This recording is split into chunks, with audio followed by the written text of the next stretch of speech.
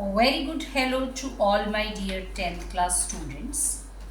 Students, this is my piece of advice to all of you to revise your second chapter of geography, forest and wildlife resources with this quick revision video with me.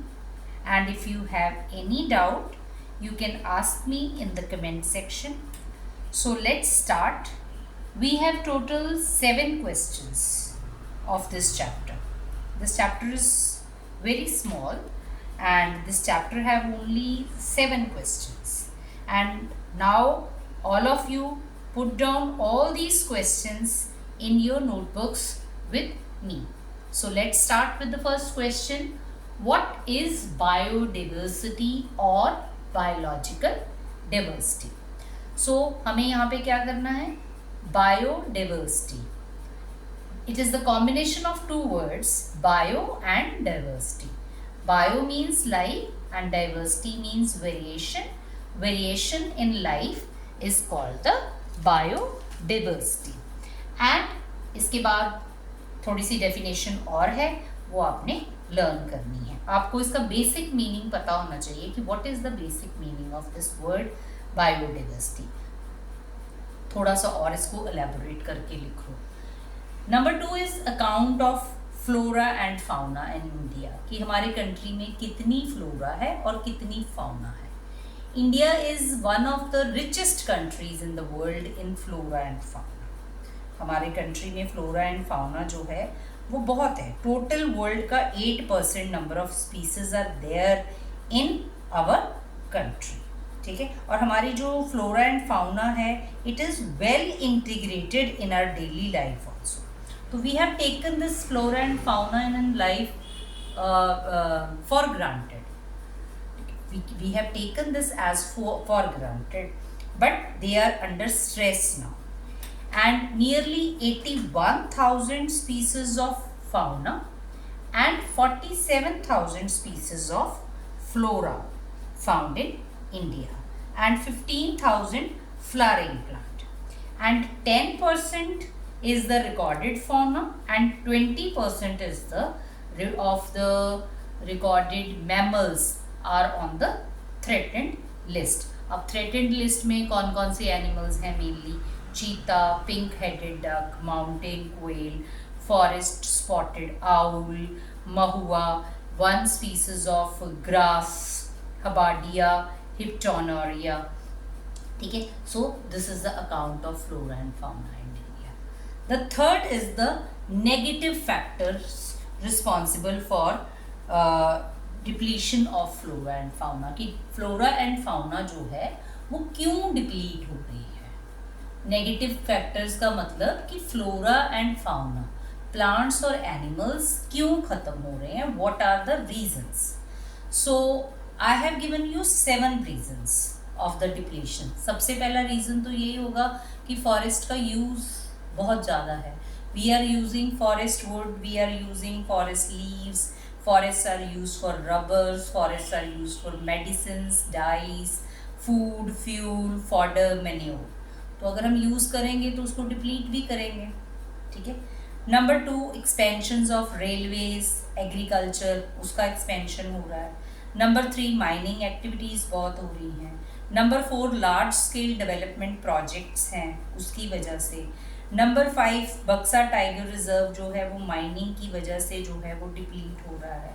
Number 6, grazing and fuel wood activities की वजह से depletion हो रहा है. And number 7, hunting की वजह से, over exploitation की वजह से, एनवायरमेंटल पोल्यूशन की वजह से, फॉरेस्ट फायर की वजह से जो है वो फॉरेस्ट डिप्लीट हो रहे हैं. So these 7 are the negative factors. इसके अलावा भी अगर आप कुछ लिख सकते हो अपनी तरफ से तो लिख सकते हो, but it should be a negative factor. वो नेगेटिव फैक्टर होना चाहिए. ठीक है. And you can write according to your own language. ज़रूरी नहीं है कि आपको जो नोट्स में लैंग्वेज दी होती है, जो बुक में लैंग्वेज दी होती है, आपको एज इट इज़ लिखना है. आप अपनी लैंग्वेज में भी लिख सकते हो. Number 4 is the good practices towards conserving forest and wildlife. Good practices मतलब कि what are the efforts by the government? Government ने क्या एफर्ट्स किए हैं फॉरेस्ट और वाइल्ड लाइफ को सेव करने के लिए. So what are the good practices? Good practices जो हैं वो क्या हैं? सो सबसे पहले इकोलॉजिकल डाइवर्सिटी को सेव करने के लिए गवर्नमेंट ने एफर्ट्स किए हैं। उसके बाद जेनेटिक डाइवर्सिटी को सेव करने के लिए गवर्नमेंट ने एफर्ट्स किए हैं। तीसरा, गवर्नमेंट ने वाइल्ड लाइफ प्रोटेक्शन एक्ट बनाया है 1972 में to protect the flora and fauna, ठीक है। और नंबर 4, इंडिया जो ऑल इंडिया प्रोटेक्टेड स्पीसीज है उसकी लिस्ट पब्लिश की गई है ताकि लोगों को पता लगे कि कौन से एनिमल्स प्रोटेक्टेड हैं, कौन से थ्रेटेंड हैं, कौन से एक्सटिंक्ट हैं, कौन से वल्नरेबल हैं, ठीक है। वो लिस्ट जो है वो पब्लिश की हुई है। फिर गवर्नमेंट ने बहुत सारी wild life sanctuaries, national parks, biosphere reserves ये ओपन किए हैं। फिर गवर्नमेंट ने बहुत सारे प्रोजेक्ट्स चलाए हैं to save the particular species of animal, like project tiger है, प्रोजेक्ट राइनो है, कश्मीर स्टैग को सेव करने के लिए प्रोजेक्ट्स है, डिफरेंट टाइप्स ऑफ क्रोकोडाइल्स को सेव करने के लिए कई तरह के प्रोजेक्ट्स हैं। और most recently what the government has done, the Indian elephant जो है, जो ब्लैक बक है, जो इंडियन बस्टर्ड है, स्नो लेपर्ड है, उनको फुल प्रोटेक्शन दी गई है अगेंस्ट हंटिंग एंड ट्रेड, कि ये जो एनिमल्स, पर्टिकुलर एनिमल्स हैं, बस्टर्ड है, ब्लैक बक है, एलिफेंट है, क्योंकि ये थ्रेटेड है तो इनकी ट्रेडिंग नहीं होगी और ना ही इनकी हंटिंग होगी। Government has given full protection to these animals. So these are the good practices towards conserving forest and wildlife resources. The next is the Project Tiger. This is the program started by Government of India in 1973 में ये project शुरू हुआ था। तो initially इस project को success भी मिली, ठीक है। इनिशियली इसमें 4002 जो थे टाइगर्स थे, बाद में वो थोड़े इंक्रीज हुए, फिर 1993 में थोड़े से डिक्रीज हुए, ठीक है, डिक्रीज हुए। And there are total 39 tiger reserves. India में 39 टाइगर रिजर्व्स हैं एंड कुछ के नाम Corbett national park, Sundarbans, Bandhavgarh, Sariska, Manas, Periyar, these are all the tiger reserves to save the tiger population of India. Number 6 is the types of forest. Previous class में हमने types of forest क्या किए थे, tropical evergreen forest, tropical deciduous forest, mangrove forest. अब वो नहीं लिखने हैं क्योंकि वो फॉरेस्ट की classification on the basis of climate थी। अब जो आपके सिलेबस में फॉरेस्ट का टाइप्स है वो वाला नहीं है। अब फॉरेस्ट का क्लासिफिकेशन है अकॉर्डिंग टू कि गवर्नमेंट ने उसको किस तरह से क्लासिफाई किया, एडमिनिस्ट्रेशन पर्पस से। तो according to that the forest are of 3 types: reserved forest, protected forest and unclassed forest. तो इंडिया के 50% फॉरेस्ट जो हैं वो रिजर्व्ड हैं और ये सबसे वैल्यूएबल फॉरेस्ट हैं, ठीक है। It is in Uttarakhand, it is in Kerala, it is in Tamil Nadu, West Bengal, Maharashtra, यहाँ पे रिजर्व फॉरेस्ट हैं। नंबर 2, प्रोटेक्टेड फॉरेस्ट, ठीक है। This forest land are protected from any other further depletion से इसको प्रोटेक्ट किया गया है। और 1/3 फॉरेस्ट इंडिया का जो है वो प्रोटेक्टेड है। कहाँ पे हैं? Haryana, Punjab, Himachal Pradesh, Orissa and Rajasthan. Unclassed forest, ये जो फॉरेस्ट होते हैं ये फॉरेस्ट प्राइवेट इंडिविजुअल्स के अंडर भी होते हैं और गवर्नमेंट के अंडर भी होते हैं। नॉर्थ ईस्टर्न स्टेट्स में हैं, गुजरात में हैं। और जो फर्स्ट 2 हैं, reserved and protected, both are called the permanent forest, उनको परमानेंट फॉरेस्ट भी बोलते हैं। Now the last question is the communities effort. Government तो अपनी तरफ से बहुत कुछ कर रही है to save the flora and fauna. Communities, हम लोग भी क्या कुछ कर रहे हैं to save the flora and fauna? हमारा क्या कंट्रीब्यूशन है to save the flora and fauna? तो कम्युनिटी का क्या एफर्ट है उसके हम एफर्ट्स बताएंगे कि people have worshipping the some types of trees people are worshipping, ठीक है। ये बिलीव्स हैं कि इस पेड़ की पूजा करो, उस पेड़ की पूजा करो तो वो बच जाएंगे, ठीक है। मुंडाज एंड सेंथल्स, ये कम्युनिटीज़ हैं छोटा नागपुर रीजन की।